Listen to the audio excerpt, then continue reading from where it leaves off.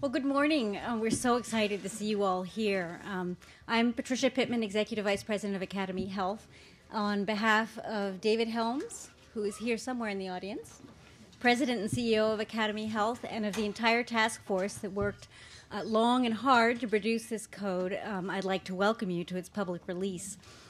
In particular, I wanted to thank the authors of the code and their organizations, most of whom are here today, and they're actually wearing gold ribbons so that you can talk to them, criticize them, congratulate them, or do whatever you want with them, as well as the many national associations of healthcare providers, unions, educational associations that have endorsed the code, and even some international organizations that have written to us in support of the code. They're all extremely excited about the work that we've done. I'd also like to thank the O'Neill Institute for Global and National Health Law of Georgetown University for their technical assistance in the facilitation of the code and in the drafting of the code. John Moynihan, their executive director, may not have arrived, but I know Katie Leonardi is here in representation of the O'Neill Institute. Before getting started with an explanation of the code and of the research that led to it, I wanted to invite Milena Novi-Marks from the MacArthur Foundation to say a few words about why they supported this initiative. Obviously, without the MacArthur Foundation, we would not be here today, and we very much appreciate their support. Milena?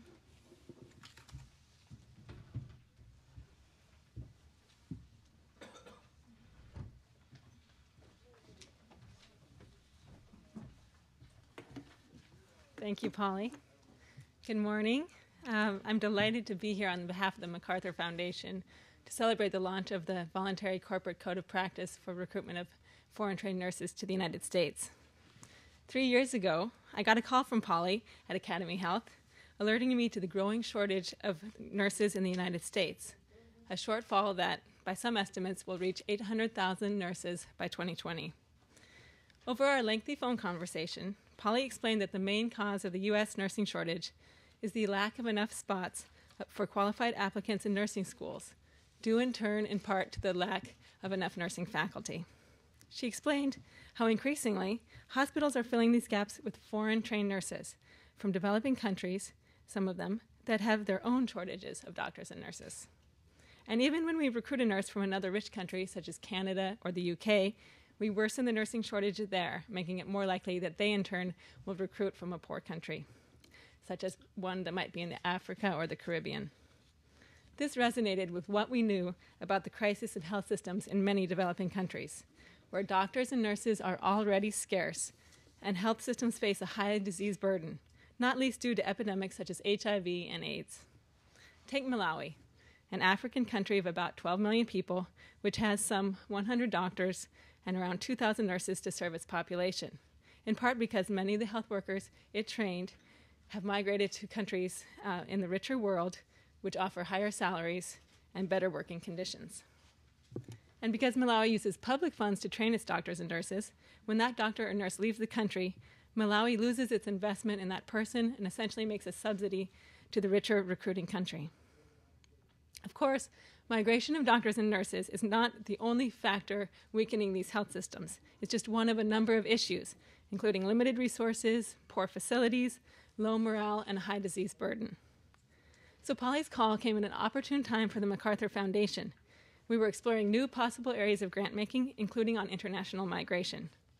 With input from dozens of experts and after consultations with our board, we established a new initiative on global migration and human mobility, the goal of which is to support research and policy efforts to help maximize the benefits of migration for countries of origin and destination and for migrants themselves. But migration is just one part of our work. You may know MacArthur for its Fellows Program. We recognize individuals for extraordinary creativity across a variety of fields. And we also make grants to organizations in 60 countries and the United States, covering a broad range of areas such as preservation of affordable rental housing, reform of the juvenile justice system, the effects of digital media on how children learn, human rights and international justice, population and reproductive health, international peace and security, and environmental conservation. But perhaps no area of our work has the trade-offs that are as sharp as in the case of migration of health professionals. Consider that nurse trained in Malawi. She should have the right to migrate to improve her life and that of her family. Yet so should the people of Malawi have access to quality health care. These trade-offs are not easy to resolve. we were intrigued by AcademyHealth's proposal to bring together stakeholders in this field to craft a voluntary code of practice to manage recruitment of nurses to the United States, balancing the needs of nurses, patients, and employers. In 2006, we made a grant to AcademyHealth to support a research effort on the foreign trained nurse recruitment industry and to establish a multi-stakeholder task force to draft the code.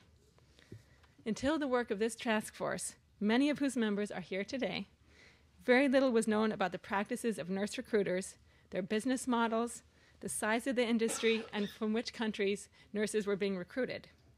And despite the growing importance of international nurses in filling nurse shortages in our hospitals, no governmental or non-governmental body monitors the nurse recruiting industry.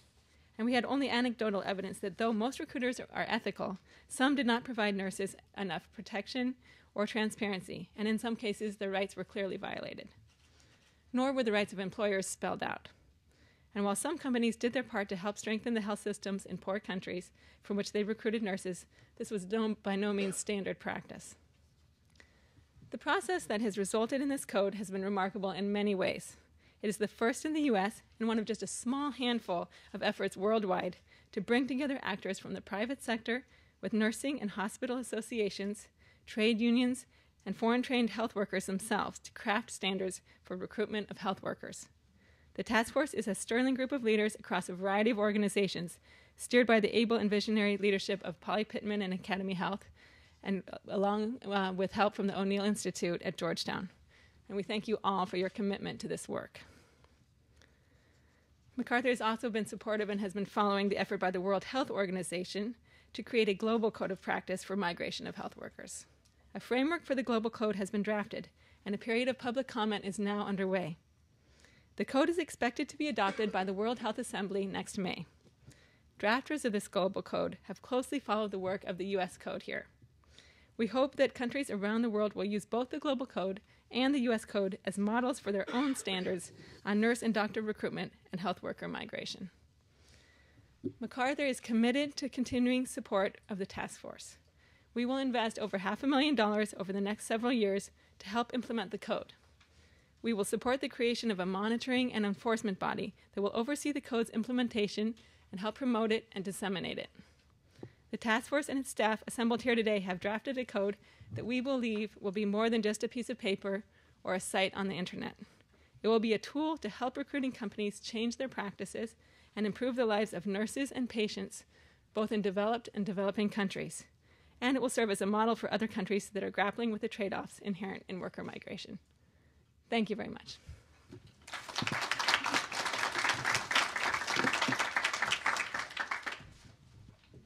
So, let's see, is this on? It is, okay. I'm sorry, it's a little difficult to see me for those of you over here. Maybe I'll use the podium. What we want to do now is a roundtable. I'm going to begin with some introductory remarks that give you a very brief overview of the study that we did that led to the task force, and then talk a little about the content of the code itself and about the next steps in terms of implementation. And we have with us five distinguished leaders that have very different perspectives on the process of international nurse recruitment, and nevertheless are all supporting this code, and they're going to tell you a little about why they think it is important and their specific perspectives on it. So I'll just begin by stating what you all know, because you all are, for the most part, experts on this. We've had a severe nursing shortage in this country. It's not the first time, but this latest cycle of the nursing shortage started in the late 1990s, and we know that, for instance, in the year 2000, approximately 6% of newly licensed nurses were foreign educated, and in 2007, we're up to over 16%. So as this shortage has become more severe, the need to rely on foreign educated nurses has clearly increased. So there is a business behind this. There are companies that are specialized in facilitating access of foreign educated nurses to the U.S. healthcare market. This is not a marginal economic activity any longer. It's an industry. And yet, until we had done this study, there was very little known about how the industry operates, except by those actually within the industry. So the study began in 2007. You actually have a copy of it, and so I will not go into the methodology or very much detail in the conclusions. There are really just three areas of findings that I wanted to mention, because they did have to do with the way we thought about the design of the code. The first relates to the size and structure of the industry itself. While some of the oldest companies, OGP for instance, estimate that at the end of the 90s there were approximately 30 companies working in this area, by 2007 we identified almost 300 companies that were U.S.-based, advertising on the web as offering services in the international nurse recruitment industry. So almost a tenfold increase in the number of companies. There are two primary business models, placement firms and staffing firms. There are far more placement firms, but the staffing firms are larger and obviously more lucrative, and I think there is a trend towards consolidation with more staffing firms emerging, particularly in this period where there are so few visas available. Obviously, the larger companies are the ones that are riding out this difficult period for them. The backbone of the model are contracts that commit a nurse to working for an employer between 18 and 36 months. There's a high breakage fee that varies by company, but can be as high as $30,000. So this is sort of how the industry operates and its size. In terms of where companies are actively recruiting, the primary source countries are still the Philippines, India, and Canada, but we did identify 47 companies that are actively recruiting in the 57 countries that the World Health Organization identifies as experiencing severe health workforce shortages. And 22 of those companies are actively recruiting in Africa. So that was a second finding. It's obviously not the majority of the industry, but there are companies that are active in countries that have severe workforce shortages. The third area of findings was based on focus groups with the foreign educated nurses themselves. There were clearly problems reported by the foreign educated nurses. Because we don't know how often those problems occur, we're currently doing a national survey with CGF&S to see how often they occur. But in the meantime, I think what's important about these findings is that there are some underlying structural issues that make foreign educated nurses more vulnerable to abuse than domestic nurses. And those are, first and foremost, that foreign educated nurses don't know how the market works and they don't know what their rights are under U.S. law. So that's not anyone's fault, but it is a reality that plays into the situation. The second is the business model of these contracts that are binding with high breakage fees do also make foreign educated nurses more vulnerable. These are very different contracts than domestic nurses have. And so if, for instance, a nurse perceives that she has been promised or he has been promised a certain number of hours or benefits that don't actually materialize, he or she is not free to quit because they're unable to pay the high breakage fee and leave the job. So there is an imbalance there in terms of the power in the market that puts the foreign educated nurses at a disadvantage. The third issue is that because the immigration process takes so long, companies are having to commit to employers months and often years in advance. And this sets up a situation where by the time the nurse actually arrives in the United States, oftentimes that place of employment may not be the one that she's actually going to be arriving at. And you can imagine the kinds of difficulties that arise there when there are expectations and family members and so on in places waiting for their loved ones. So these are sort of three structural issues that, in a sense, are nobody's fault, but set the situation up such that there are opportunities for abuse in the recruitment of international nurses that are very different from the situation with domestic nurses. And they also really point out the need to have guidelines, both for the recruiters and for employers, but also guidelines that the foreign educated nurses can see and clearly understand so that they know what their rights are. So about a year ago, when we finished this study, we convened a task force. Many of you were part of that task force. It included unions, nurse associations, healthcare provider associations, educational and accreditation bodies, as well as foreign educated nurse groups themselves. We asked the O'Neill Institute to support us in convening this group and in drafting a code. And as we began, you can imagine there was a healthy dose of contention around basic issues such as whether international recruitment of nurses was the right thing to do or not, whether it should be part of the solution to the U.S. nursing shortage. And about halfway through the first meeting, we were able to remove that issue put it outside the room and say, this is not what this task force is about. What this task force is about, and what everybody was able to agree on, is that to the extent that international nurse recruitment is occurring, it should be happening in a transparent and fair way. And on that point, there was no disagreement. So because the word ethical means many things to many people, something Jim Bentley was very clear about on day one, we identified three basic groups of stakeholders that are affected by the international nurse recruitment process. And the notion was, by respecting the sort of individual and collective interests of these three basic groups, we would be able to sort of mitigate any harms of international nurse recruitment and maximize its benefits. And those three groups are, first, U.S. patients, and by extension, the healthcare organizations that provide care to them. Second, the patients in source countries from which we are recruiting, and by extension, the healthcare organizations that provide care to them. And third, the foreign educated nurses themselves, who have both a right to migrate and a right to be treated fairly under U.S. law. So the code itself, while it recognizes the rights of all of these stakeholders, is really directed towards employers and recruiters. Some employers recruit directly, some use third-party firms. So both kinds of entities would subscribe to this code. The code has two parts. The first part are minimum standards, which in turn focus specifically on the rights of foreign educated nurses and on the importance of cultural and clinical orientation programs that ensure high quality care. The second part are best practices, and that focus primarily on the idea of corporate social responsibility in source countries, particularly in those source countries that have health workforce crises that are far more severe than our own. And this section does two things. It first urges caution that recruiters be careful when they select countries to recruit in, and provides a series of resources that they can use to decide where to recruit and how to recruit. And secondly, it suggests 3 or 4 models that we actually identified from real-life experiences with companies that were doing this, of ways to give back to countries that are in a worse situation than the United States. Since the completion of the code, we've received endorsements from over 30 national organizations representing really the full spectrum of players in the healthcare industry. We have many, many unions. We have the Foreign Educated Nurse Associations, the healthcare providers, nursing homes and hospitals both, and most of the accreditation and licensure and educational bodies.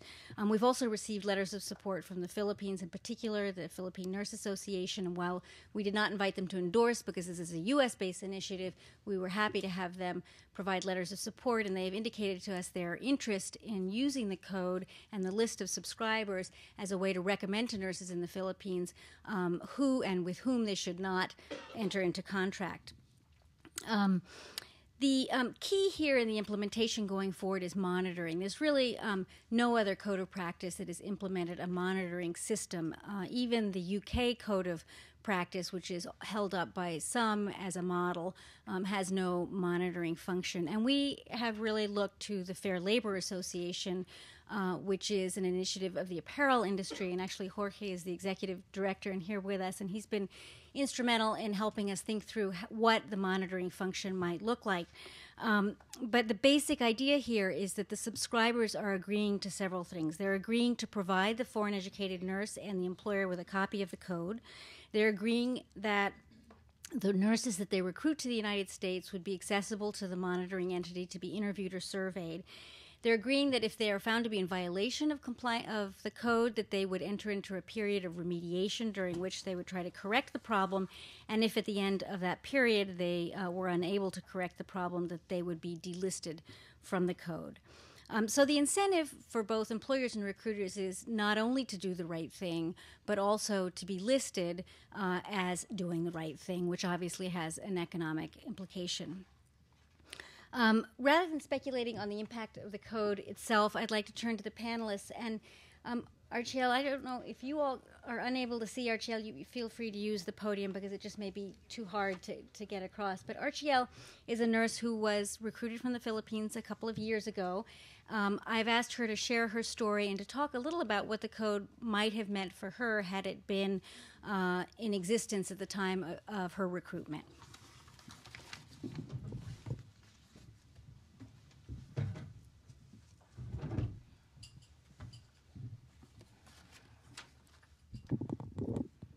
Good morning. I am Rachel Vargas. The birth of the Voluntary Code of Ethical Conduct for the recruitment of foreign-educated nurses to the United States bears a special meaning for us foreign-educated nurses because it empowers us. Our hearts will rest knowing that there is a move to set standards to those who recruit us, to the employers we will work for, and that nurses have support to turn to.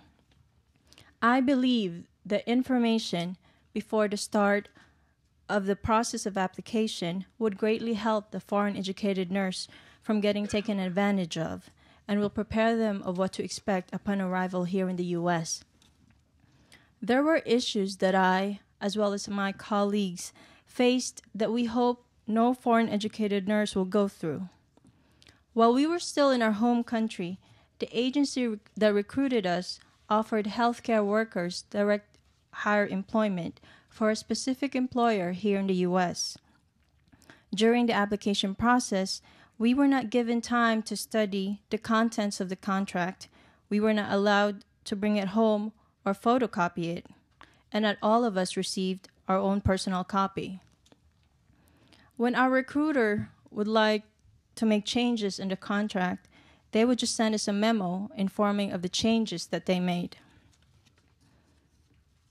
Aside from that, my colleagues also had problems with housing arrangements, as most of them were crammed into a small staff house with one working heater in mid-November.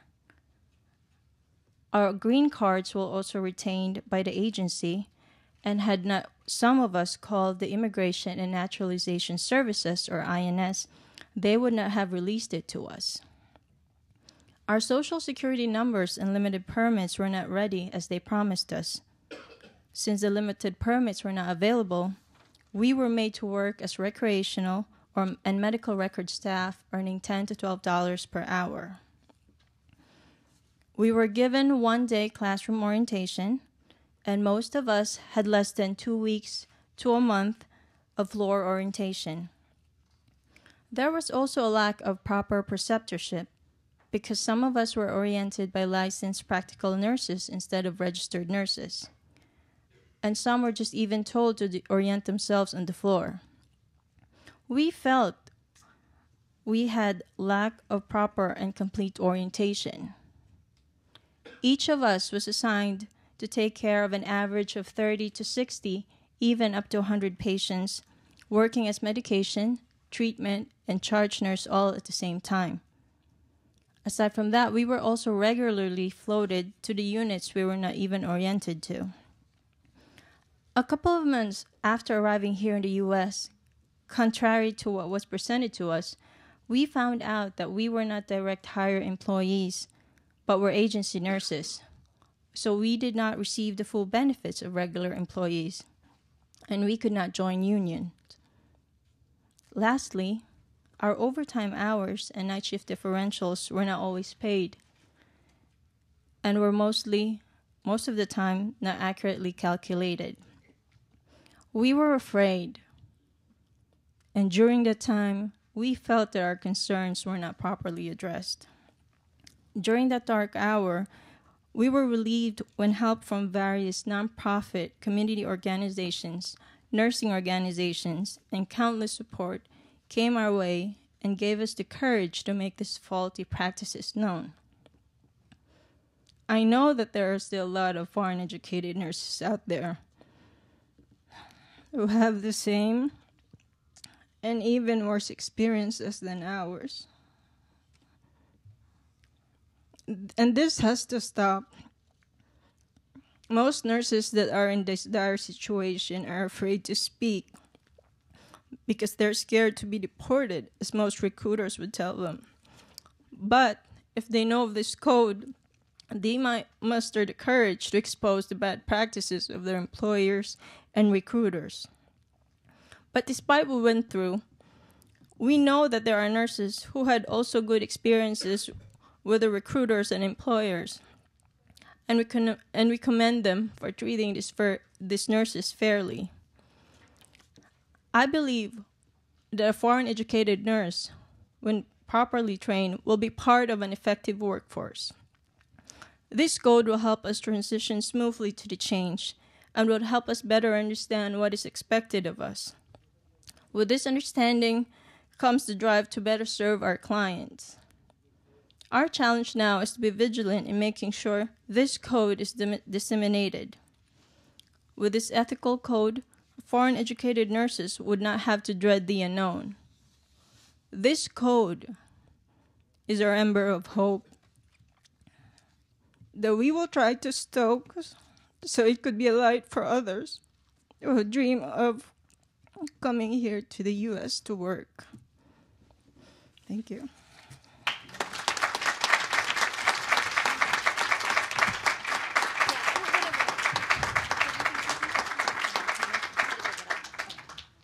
Thank you, Archel.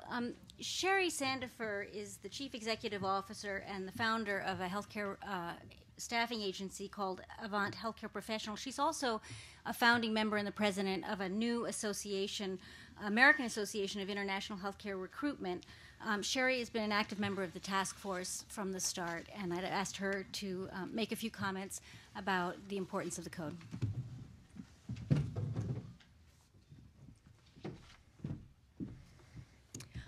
First of all, I'd like to thank the MacArthur Foundation for their support of this initiative, and also to recognize the AcademyHealth and the work of Polly Pittman in terms of bringing together a very diverse group of stakeholders.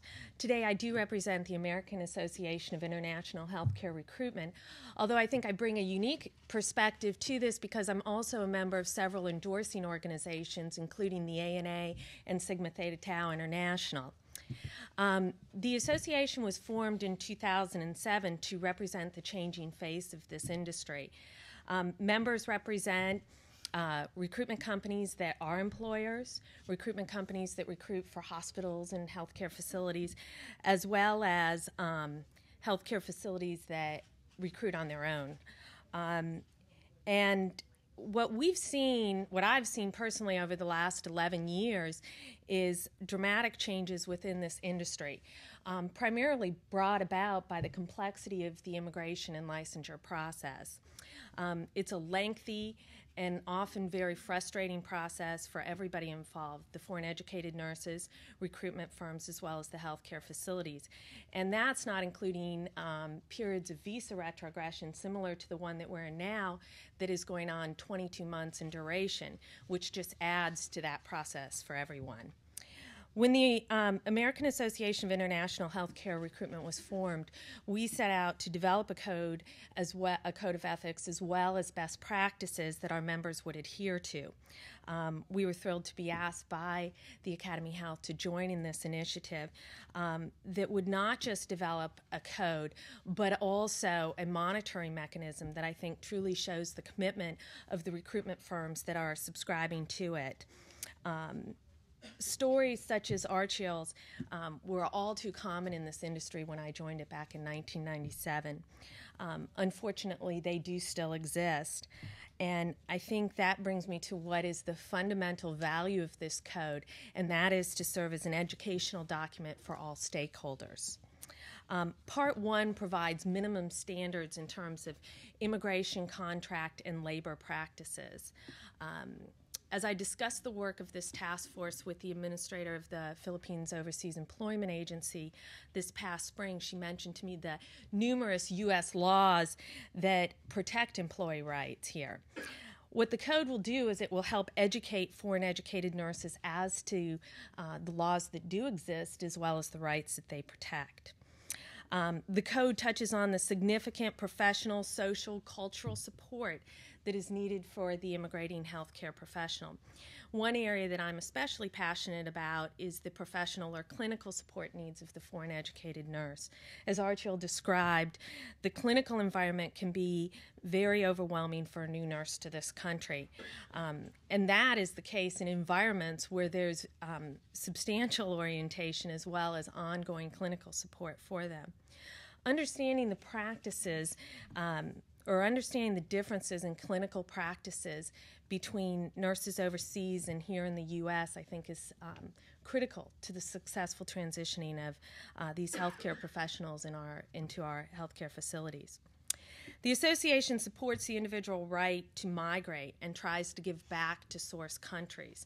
Part 2 of the code outlines many of the ways that companies and association member companies are giving back to countries, which include nursing school scholarships, faculty exchange programs, hospital partnerships where hospitals are actually reimbursed funds to train and orient new nurses that take positions when others leave. International recruitment is certainly not the cure to this country's nursing shortage. It is a complex shortage that requires a comprehensive solution that addresses our faculty shortage, demands of the clinical environment, as well as recognition of the tremendous demands or the tremendous contribution that each and every nurse makes in the delivery of patient care.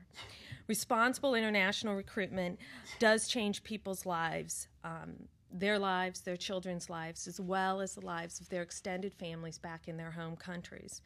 I think I would be remiss if I didn't give at least one example of ways that we do change lives. And, one that rung true for me as a mother of 3 children is when we had one of our nurses reunited with her husband and 3-year-old daughter. And this is a 3-year-old daughter that she hardly knew and had spent less than 4 months with since the time her child was born, because she worked in another country to be able to support that family back in the Philippines. And again, they were reunited here in the U.S. Those are the kinds of cases that hopefully, overshadow the situations that have happened to Archil, and soon will eliminate those type of situations from occurring at all. International recruitment, I believe, allows the U.S. to diversify our workforce, to see beyond our borders, and embrace the global community, and also elevate the nursing profession globally. And this code will ensure that that's done in a responsible fashion.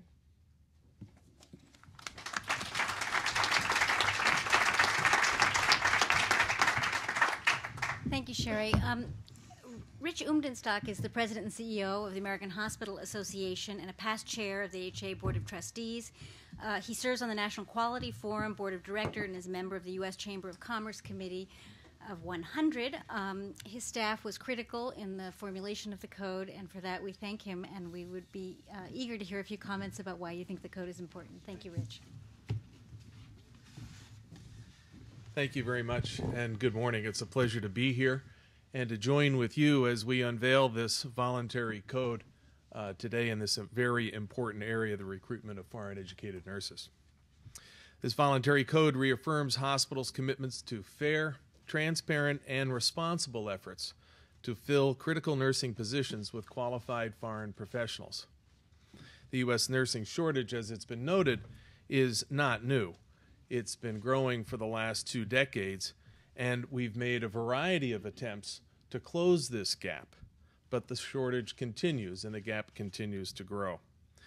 The fact is that in order for hospitals and other healthcare organizations to meet the needs of patients and communities, they do often have to look beyond America's shores for skilled nursing professionals. Today, that need is being accelerated in a variety of ways. We all know about the increasing number of patients living with chronic conditions. We certainly know about the graying of America, and obviously that aging is affecting the nursing workforce as well, both nurses and nurse educators.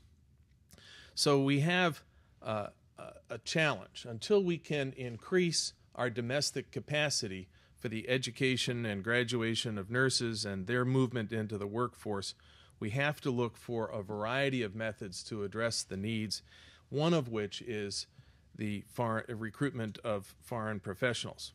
Now, most of the time, that experience is quite positive. At least we hope it is, and we know that this code will increase that level of positive experience over time. This is an incredibly important step in that regard, because unfortunately there are instances, as have been shared this morning by RGL and others here who know firsthand, when it doesn't go well and when people aren't treated fairly. And that has to stop. And that's why, on behalf of the nation's hospitals, I want to thank the MacArthur Foundation for your support. I want to commend AcademyHealth for its leadership in developing this voluntary code. And I want to thank all of the other organizations who've come together in this collaborative process to find common ground for the right reasons and toward the right essential goals.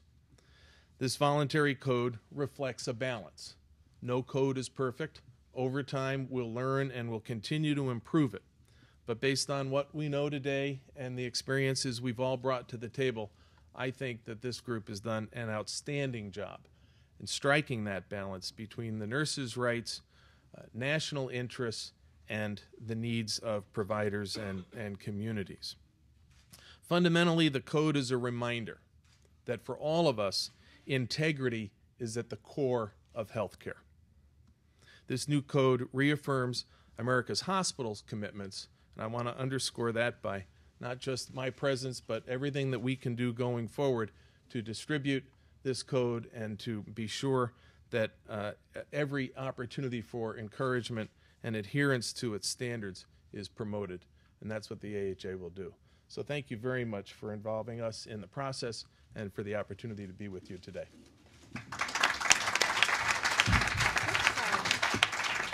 Thank you, Rich. Candace Owley is our next commentator. Candace is the International Vice President of American Federation of Teachers and chairperson of AFT Healthcare. She's on the leadership committee of RNs Working Together, a coalition of 10 AFL-CIO unions representing more than 200,000 RNs. Candace, your organization was also part of the task force, and we'd be eager to hear about your thoughts on why this is important.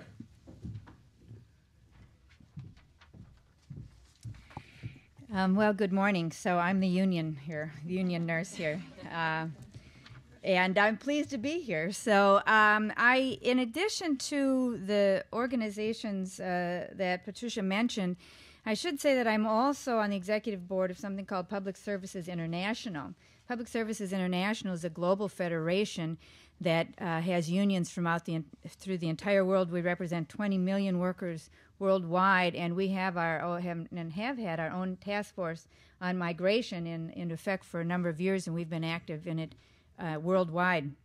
And in terms of the unions, I think we're very pleased to know that certainly all the major unions in the United States are supporting this code. The Service Employees International, one of the largest healthcare unions certainly in the country, and our coalition, which represents, as we said, about 200,000 nurses. The majority of those nurse unions have also signed on to the code. So in addition to our union, the American Federation of State, County, and Municipal Employee Unions have also signed on. And I think it's important to recognize that.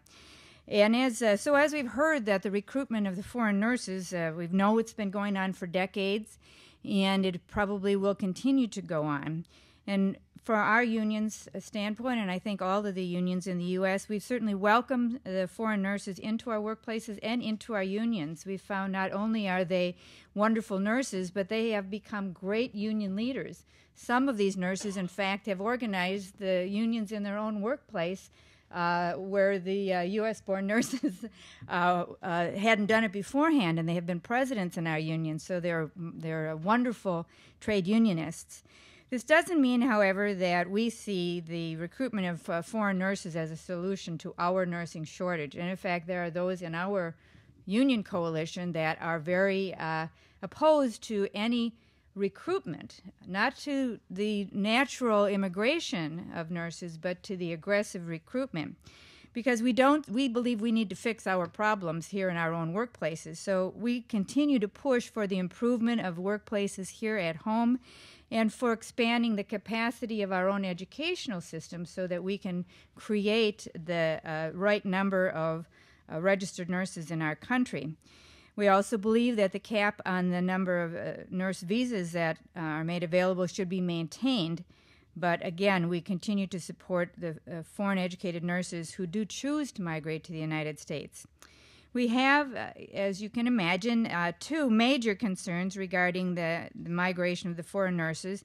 And first is the unethical recruitment in third worlds that are devastated by their own health problems. I know I myself have been to Africa and met with the nurses there, and to see what they're struggling with their HIV/AIDS epidemic and the very few nurses they have to be able to handle such an overwhelming epidemic is really, they are amazing nurses in a very difficult situation, in a situation in some ways that our country is making worse. It is true that the United States has 94 RNs for 110,000 people. 17, the like figures in the Philippines are 17 nurses for 10,000 people, in China 11, and in India 8, and yet these are the very countries of which much recruitment is occurring. So we are concerned, and as again, even in Public Services International, we have surveyed many of these nurses, and overwhelmingly they want to stay in their own countries. They are leaving because of the recruitment pull factor and also what they call the push factor in their own countries, which is the fact that they do not have the resources to improve their working conditions at home. If we could help, and through Public Services International, we are helping them in those unions in those countries to strengthen their own working conditions, their own health and safety issues, their own security issues, so that they can feel like they have the option to stay home and not only have the option to leave their country. And we know from just the comments heard today that some of the recruiters in these countries make promises that they just do not keep, and agreements to recruit people to the United States that are sometimes false. Our second concern is of course, once a nurse comes here, the possible abuse and exploitation that they might experience. We know absolutely this is not always the situation, but often the nurses are underemployed, paid substantial wages, and in worst case scenarios, subjected to the physical and emotional abuse. Foreign nurses who work in our hospitals and our nursing homes and our clinics need to be afforded the same basic human rights and workers' rights as our citizens here. And these do include pay that is commensurate with the work performed and their own knowledge and experience. They need to have the rights to overtime pay and a safe work environment free from discrimination and the right to join a union. It's interesting, and one of the reasons I believe we personally, organizationally, are supporting this voluntary code is because we have been struggling with how to, in a country of this size with a very low level of unionization, how do we help the nurses coming from other countries? And we've even created a toolkit that can be used in many of our countries, members of the Public Services International, in England and in Canada. These are very heavily unionized countries, and they are able to distribute this toolkit both when the nurses come to this country and also before they leave their country, so that they have information and numbers to call and they understand their rights under their countries. But in our country, this is very, very difficult because most of the workplaces are not unionized, and so this ability to actually find a mechanism has been a challenge for us, which is why I believe we are here today to support this voluntary code, because we do think that it begins to address both of these issues that we have in terms of the ethical recruitment, in terms of what happens when the nurses come to our country. There are some areas of the code that some members of our unions would like to have seen stronger, and as was mentioned, some of our unions do not believe there should be any recruitment, for example, in countries that are facing their own struggles. But that being said, we really believe this is a great and giant first step, and we really want to commend the Academy of Health for bringing together this broad group of stakeholders, many of us who don't have an opportunity to work together on things. And we look forward to working both with the employers and with the recruiters to uphold these principles in our country. Thank you.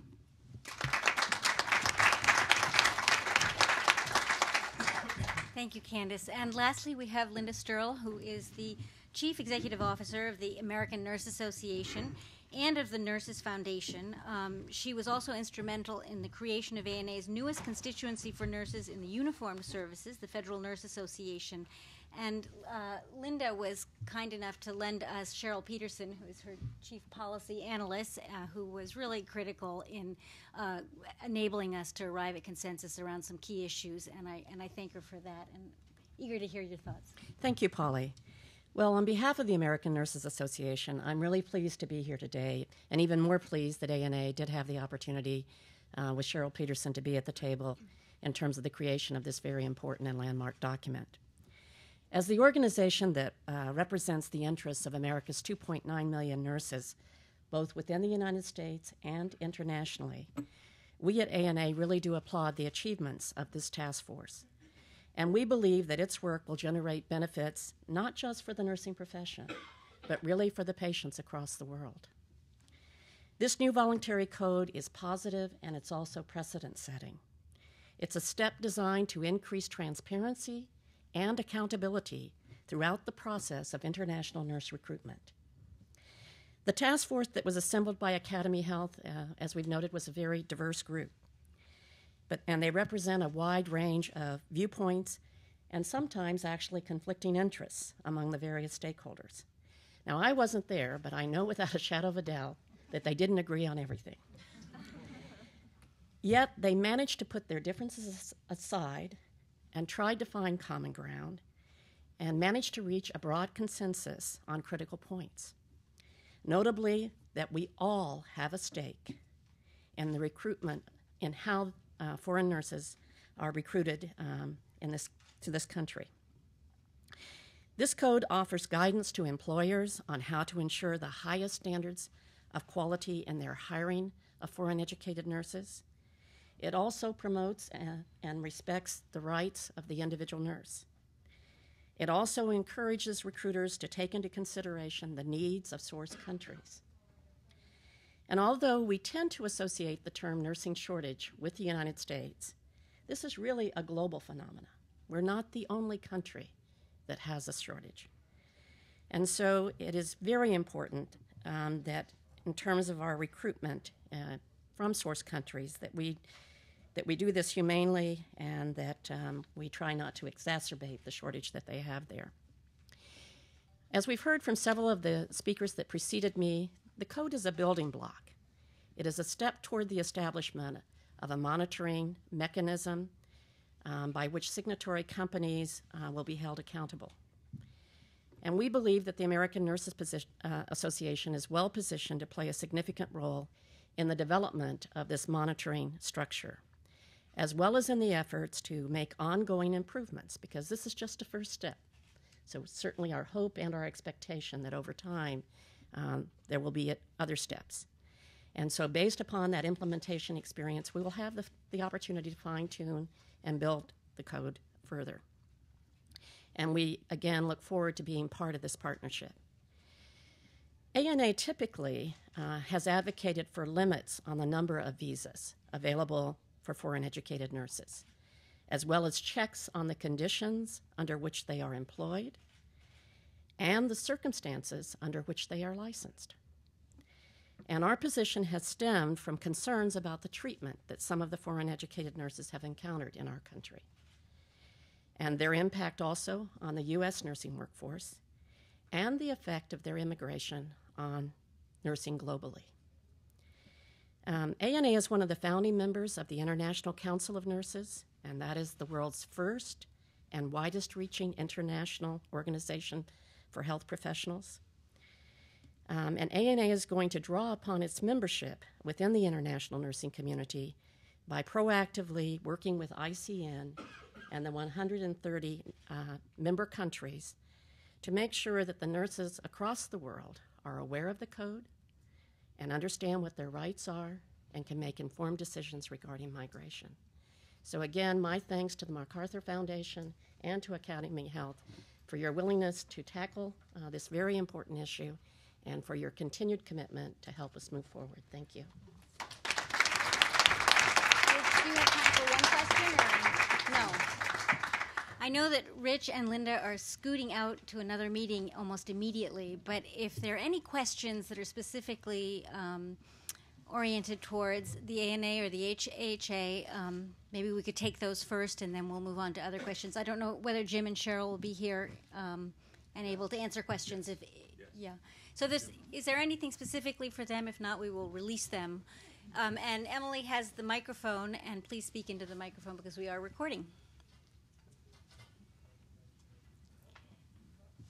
No questions. You're released. Thank you very much. Thank you. Cheryl and Jim, if you would want to join us at the table, that would be great because you all are primary sources here as well of information. Yes. For both Linda and Candice here, because of course they belong to the union. Yeah. Are they gonna make it harder for those recruiters who follow the rules and regulations? They make it harder for us.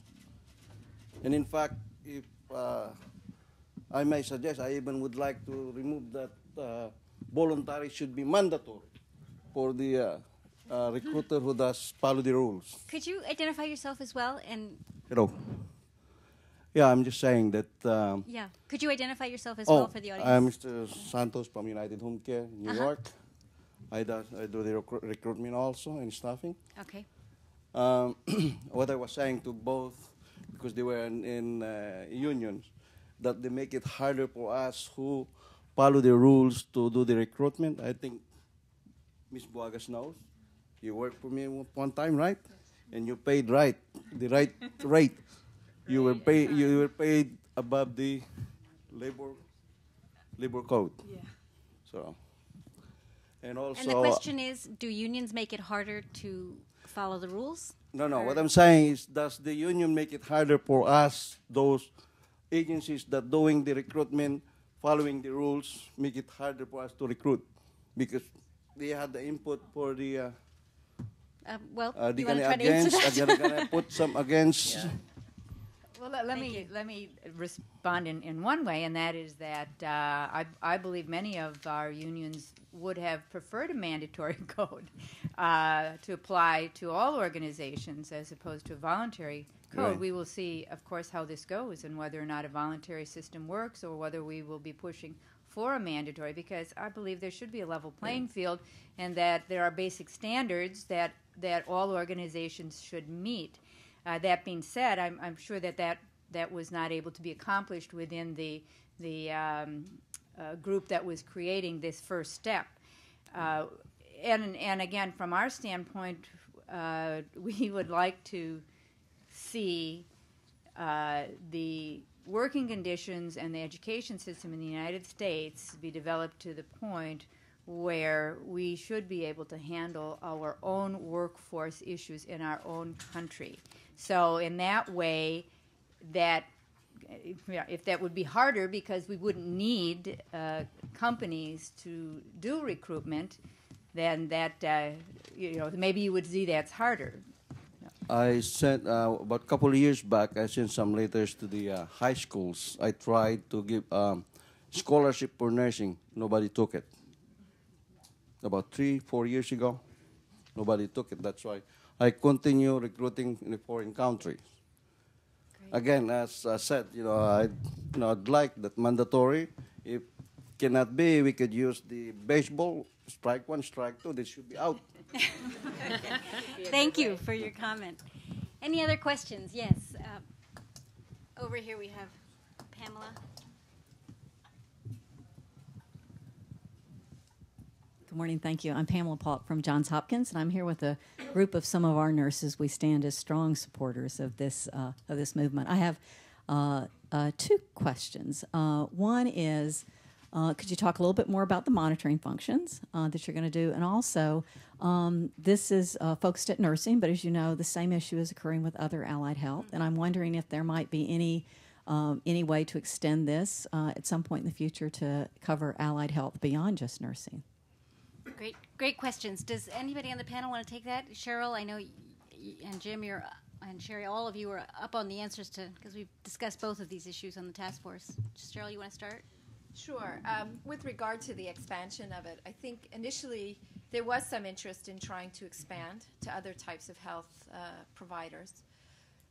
The feeling was that we needed to start with registered nurses. It's the largest number. So I think that we can look to the future to see if there are possibilities of expanding the code once we understand how it's going to work. You asked a question about the monitoring phase, and we have Jorge's group, which is a fine example about how to move into a monitoring phase. We are going to meet to figure out what is that next step, and I'm not sure that we really know. And until we've figured that out, I'm not sure that we're going to want to expand too quickly. I think we're taking measured steps so that we do this well. And Sherry, you want to comment on that? Yeah, I would add that the American Association of International Healthcare Recruitment, our code of ethics as well as best practices actually apply to all healthcare professionals, because our member organizations do not just recruit foreign educated nurses, but also allied healthcare professionals. Mm-hmm. We do know from a CGFNS survey that about 90% of the recruitment business is RNs. So it's not all, but it is the largest part. So as Cheryl said, the idea is to start with the most important sector and expand. Paul, Pamela, Jim Bentley. Yeah. One thing, I think, how many people here have ever bought anything on eBay? Any of you who ever have seen, any of you have ever seen, have ever used eBay or have somebody who has used eBay, have seen one of the most effective monitoring devices, not in a way organized and structured. It's people who report on the experience they have. One of the things I think we have the potential, with the transparency the internet creates, is for people to get on the internet and report their experience and now have a framework within which to share what was or wasn't done. And I think those of you who've participated in a number of other areas on the internet have noted that can really change behavior pretty quickly. So yes, we need to develop a formal structure, but given the number of people out there being creative and starting new things, I will be personally amazed if some group or some organization doesn't put up a website where those who have been recruited internationally, regardless of profession or occupation, have an opportunity to comment on whether or not the organizations they work with, whether it's the recruiting firm or the employer, in fact followed the standards. That's why I think having a voluntary code out there is incredibly important, because it allows people to say there was a benchmark and they either complied with it or they did not comply with it. And because the internet is worldwide, to make sure people in home countries who have not yet left, who may be considering leaving, have an opportunity to learn about the different firms and organizations involved in this activity. The Angie List model. Yes, yeah. It works. Any other questions for our panelists? Yep. Over here, Emily, in the far right, yeah.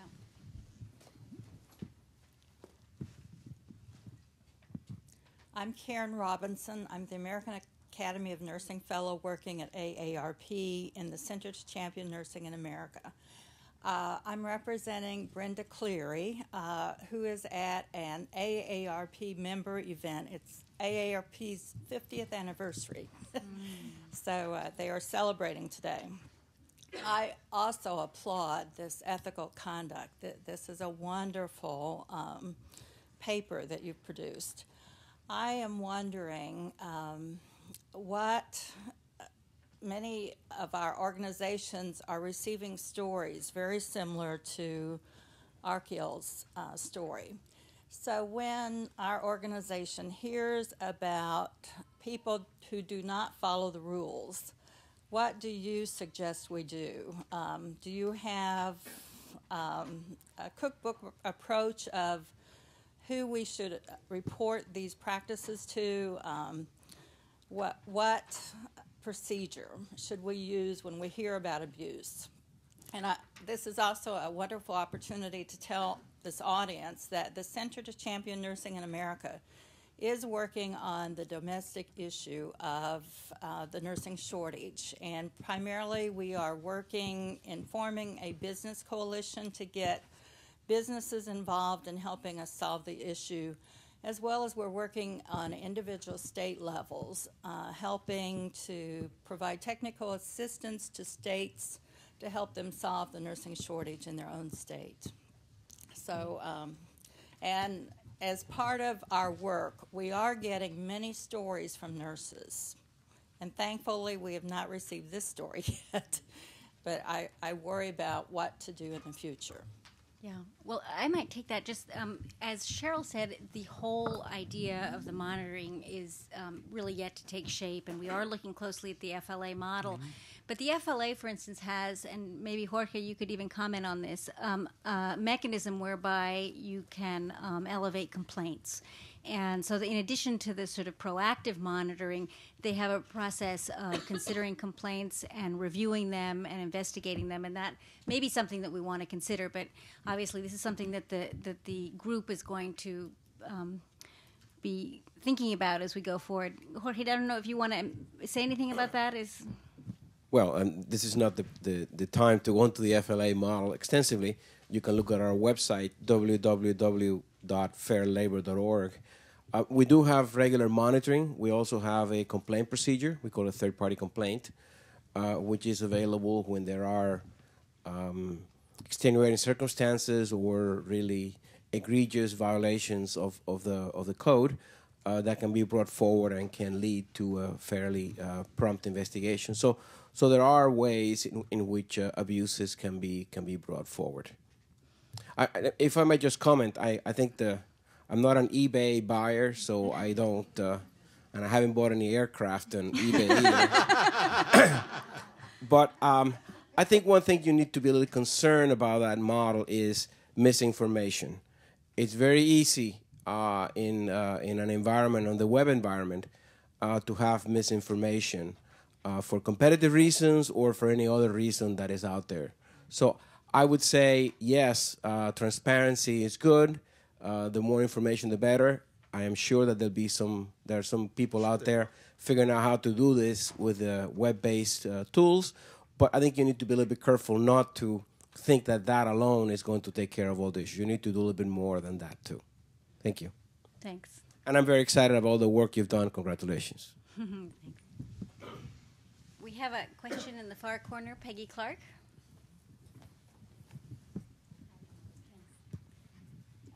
Yes, hello, good morning. I'm Peggy Clark with Realizing Rights. We're actively involved with the WHO and the Global Health Workforce Alliance on working on a global code of practice for health worker migration.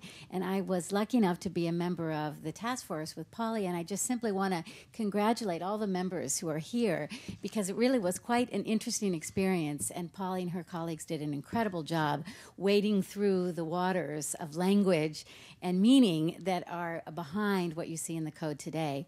And I guess I just wonder, Polly, whether you could speak a little bit about, we recognize that it's quite exceptional that you have explicitly developed a monitoring and are in the process of developing a monitoring mechanism for the code going forward.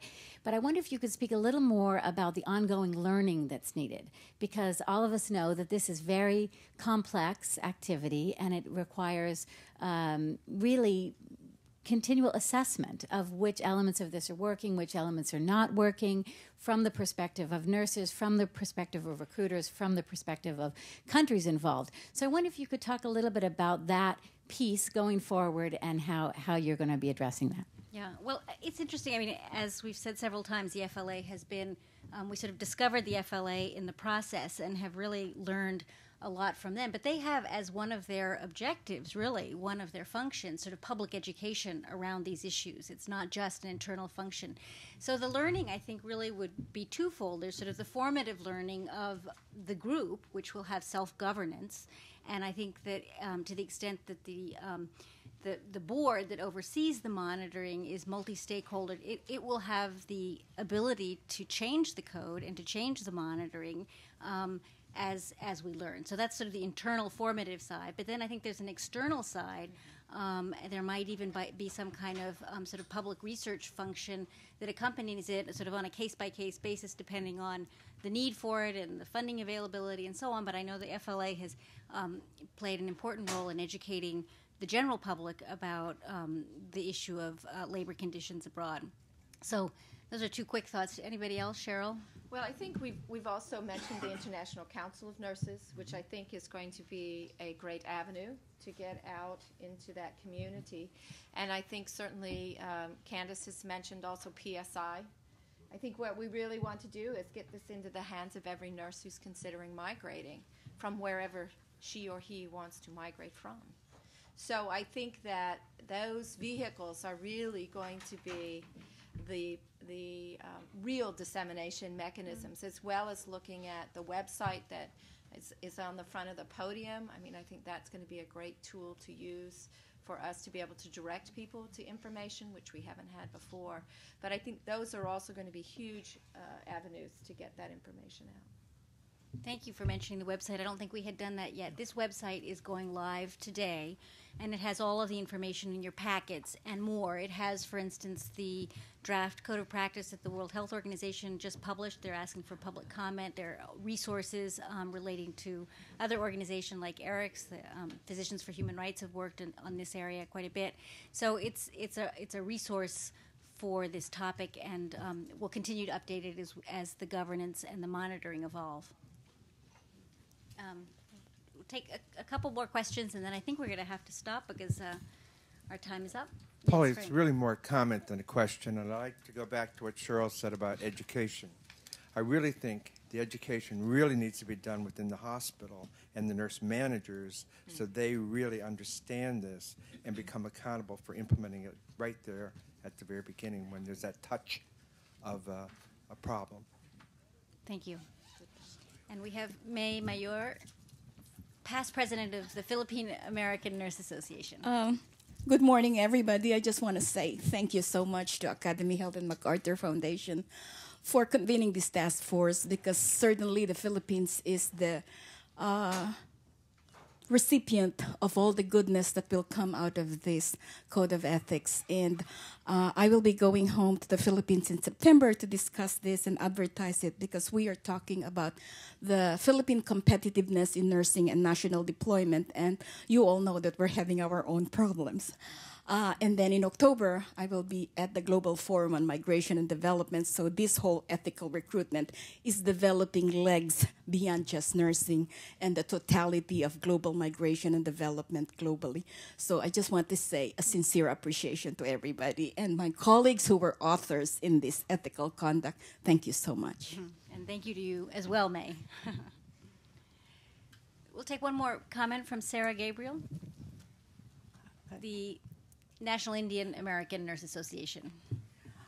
I just want to thank Dr. Pittman and the group for doing this. And one of the things we are hoping, somebody asked the question, how are we going to monitor this? I think one of the things, the comment I want to make is there is nothing better than a word of mouth advertisement and also peer pressure to be part of the good guys in the internet. So when you say somebody is trying to migrate to America or want to get a job, and you tell them that look at the website and look for these 3 companies who are the good guys who's going to recruit, and there is nothing better than that type of an advertisement for a nurse to go and find the information and go with it. So that itself will be a powerful monitoring tool without any additional push from anybody else.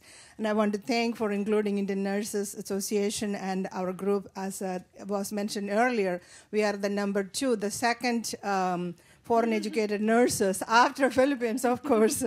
Coming here, and a lot of horror stories, but a lot of good stories too for the people who are doing a good job. And I hope the recruiters will see that it's not for everybody, the story what Arshil has said. There are a lot of good stories, a lot of economic benefits that happened from this kind of initiatives to other countries. And I want to thank you, and we're looking forward to come this to in fruition.